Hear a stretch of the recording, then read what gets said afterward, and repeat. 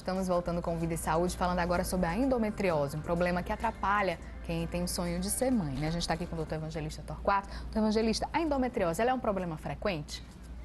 Bastante frequente. Se nós pegarmos a população de mulheres do mundo todo que estão menstruando, 10% dessa população tem endometriose. Mas se nós pegarmos as pacientes do mundo todo que têm dificuldade para engravidar, até 40% tem endometriose. Como eu digo sempre, eu durmo e acordo com essa doença. Está no meu dia a dia, há muito tempo. Por que essa prevalência tão forte? Tem alguma explicação? Não se sabe bem ao certo. Na verdade, é uma das doenças mais enigmáticas que existem na natureza do ser humano. Por que se tem endometriose? Pra você ter uma noção, se associa muito a endometriose à questão de você menstruar. Mas determinados homens têm endometriose. Mesmo? Estranho isso, mas é verdade. Se associa muito a endometriose a ela estar presente apenas na pelve, que é onde o sangue menstrual se exterioriza, né? A gente sabe que ele sai, mas ele também se internaliza pelas trompas.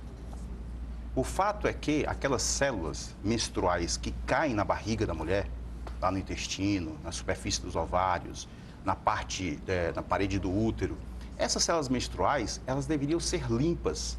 Limpas no sentido de falar do sistema imunológico. O sistema imunológico vai lá, vê aquela célula que não está no lugar certo e tira ela, limpa ela, mata ela mesmo.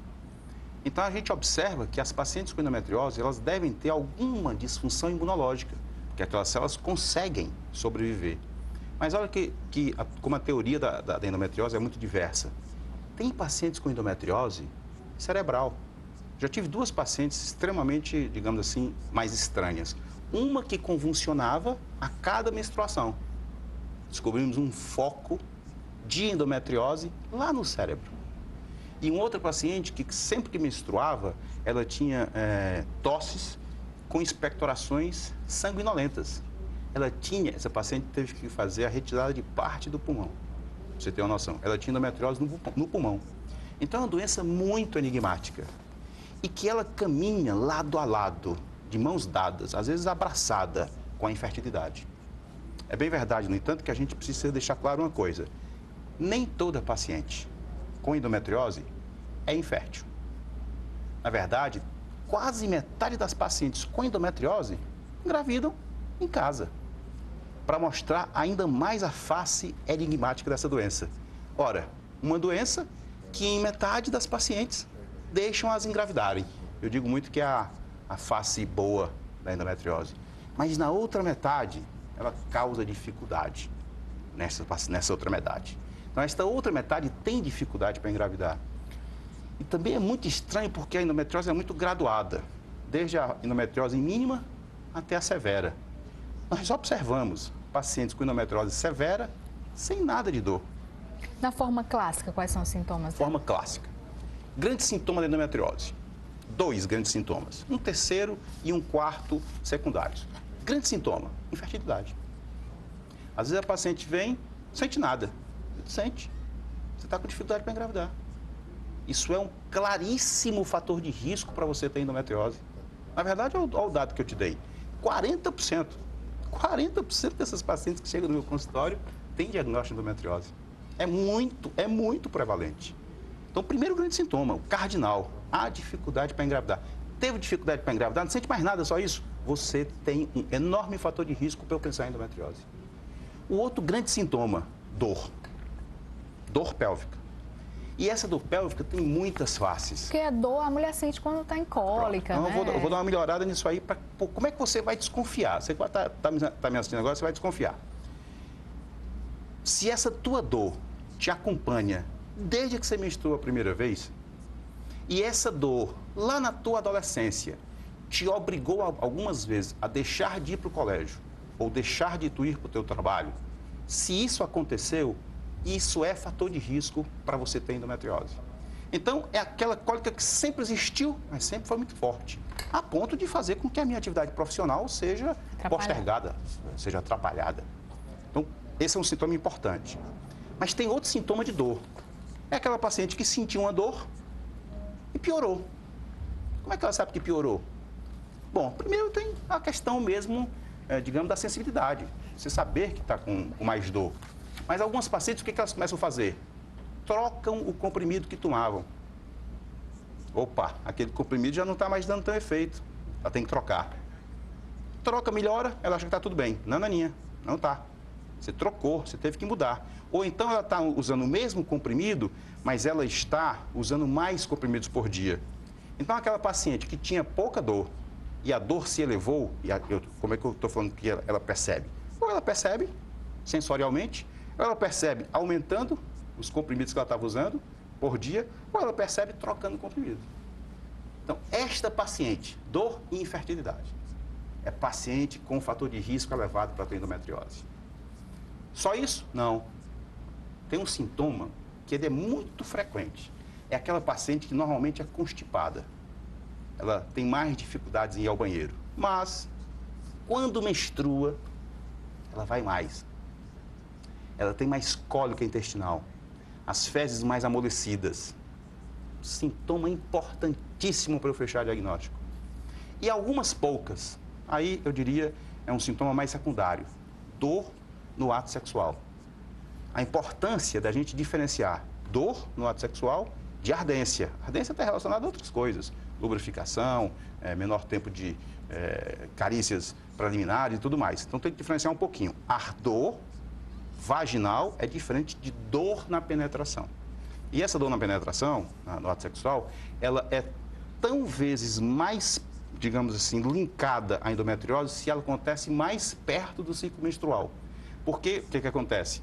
Vai se aproximando da menstruação, então esses nódulos na vagina começam a ficar mais entumecidos, endurecidos, mais dolorosos, maiores mesmo. E aí o ato sexual acaba tocando nesses pontos, disparando, efeito dispara um ponto de disparo de dor, um trigger, disparou a dor. Então, isso é, digamos assim, a sintomatologia para você que está me assistindo, entender que você pode ter essa doença. E o tratamento, doutor? Como tratamento é que funciona? diverso. O tratamento, primeiro, assim, ele tem que ser definido muito, o que você quer? Você quer tratar a dor? É a dor que você quer tratar? Você está aqui, você tem seus 2, 3 filhos, então não tem nenhum filho. Mas não está querendo ter filho agora, não tem namorado, não tem casado, não importa. Você não quer ter filho, você tem dor. Essa paciente é muito melhor tratada pela cirurgia.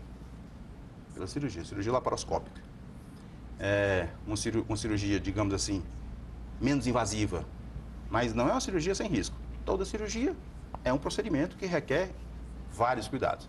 Então, dor é muito ligado a você se tratar com a cirurgia. Infertilidade é muito ligado a você se tratar com técnicas de reprodução assistida. Muito ligado. Essas coisas, digamos assim, elas não são vias paralelas que não se cruzam, não. Mas mais ou menos o norte do pensamento de como se trata é desse jeito. Então ela pode, por exemplo, tratar a dor com a cirurgia e depois partir para os métodos de reprodução? Pode, perfeitamente. E muitas vezes, não muitas vezes, mas algumas vezes, paciente com endometriose comigo, normalmente a minha primeira abordagem não é cirúrgica. Por que não é cirúrgica? Porque eu estou falando de cirurgia. Estou falando de colocar um tubo na goela, estou falando de colocar uns medicamentos para anestesiar, estou falando de abrir portas de entrada que pode entrar bactéria. Estou falando de agressão. Cirurgia é agressivo. Então, eu nunca tenho, na paciente que quer engravidar, por princípio, o meu tratamento inicial não é ligado à cirurgia. Eu tento pelas técnicas de reprodução assistida, mas essa paciente, algumas delas, me dão óvulos ruins, embriões ruins. E aí, se eu faço um primeiro tratamento, principalmente uma fertilização, que eu tenho acesso a essas informações de óvulo, qualidade de óvulo, embrião, qualidade de embrião, se eu tenho acesso a essa informação e o que essa paciente me dá de produto é ruim para eu trabalhar, o óvulo é ruim, o embrião formado é ruim, fiz aquela fertilização e deu nesse resultado, eu disse assim, opa, eu não sei se eu vou insistir nessa paciente em fertilização ou não. Talvez eu vá pensar, colocar ela para cirurgia para depois voltar. Então, existem esses links, mas de uma forma, digamos, para você que está aí entender, dor é ligada à cirurgia. Infertilidade, a técnica de reprodução assistida, em linha geral. O senhor falou que a endometriose também pode, em alguns casos, trazer uma gravidez sem tratamento, né? Sem a necessidade de um tratamento de reprodução. Caso ela engravide com a endometriose não tratada, isso pode trazer risco para o bebê, para a gravidez, desenvolvimento? Bom, olha o que eu te falei. Vamos pegar aqui 100 mulheres com endometriose. Metade engravida em casa. A outra metade tem dificuldade para engravidar em casa. Obviamente que eu estou falando de dificuldade para engravidar em casa, não estou dizendo que ela não engravida de jeito nenhum em casa. Ela tem uma dificuldade. Se eu fosse traduzir isso em números e eu dissesse o seguinte, olha, a tua endometriose é a forma mais severa que tu tem, moderada a severa. Qual é a chance que eu tenho de engravidar em casa? 5%. A gente acha isso muito pouco. As técnicas de reprodução assistida é para eu levar isso aqui. Bem claro isso? Bom, agora você engravidou e tem endometriose. Há riscos?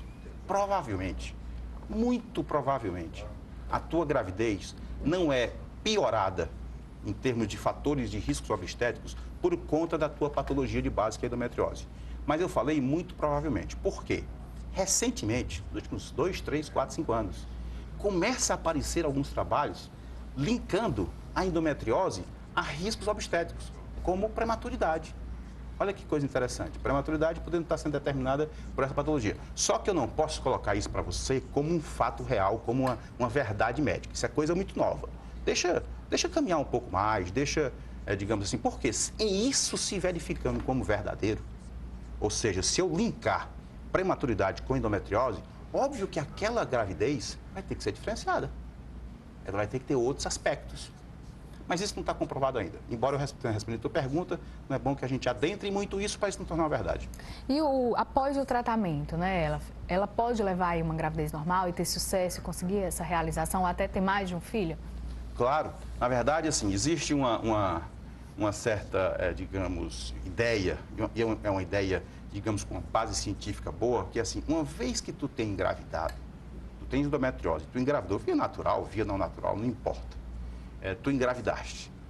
Parece que aquele ambiente pélvico, após uma enxurrada, uma tormenta, uma tempestade hormonal, que é a gravidez, após isso acontecer, de alguma forma, parece que a fertilidade melhora. E essas pacientes parecem engravidar mesmo um pouco mais pela via natural. Isso parece um fato. Por isso que existe um pouco essa ideia de que, assim, a gravidez cura a endometriose. Não é uma verdade, mas é uma verdade parcial. A gravidez pode sim, de fato, melhorar a endometriose.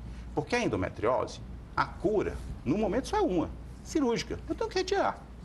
Sendo assim, eu só faço diminuir os efeitos dela. Mas falar em cura, não. Ok, doutor Evangelista, eu quero agradecer a sua presença aqui no nosso programa e desejar uma ótima Páscoa, né? A gente finaliza por aqui. O Vida e Saúde dessa semana está terminando. Agradeço a sua audiência, desejo uma ótima Páscoa para você e para a sua família. E qualquer dúvida ou sugestão, você sabe, entre em contato com a gente, nosso endereço de e-mail ou pelas nossas mídias sociais. Até o próximo programa e tchau, tchau.